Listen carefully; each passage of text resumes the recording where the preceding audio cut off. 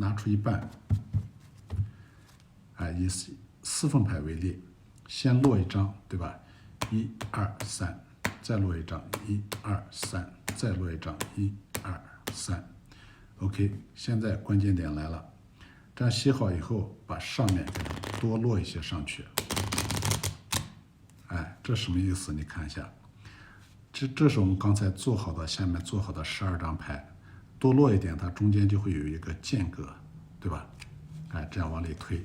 当然，我们不要把它推到头，哎，不要推到头，推到这个位置，哎，然后拿过来，哎，看一下，对吧？它是有个间隔，下面是我们做好的牌。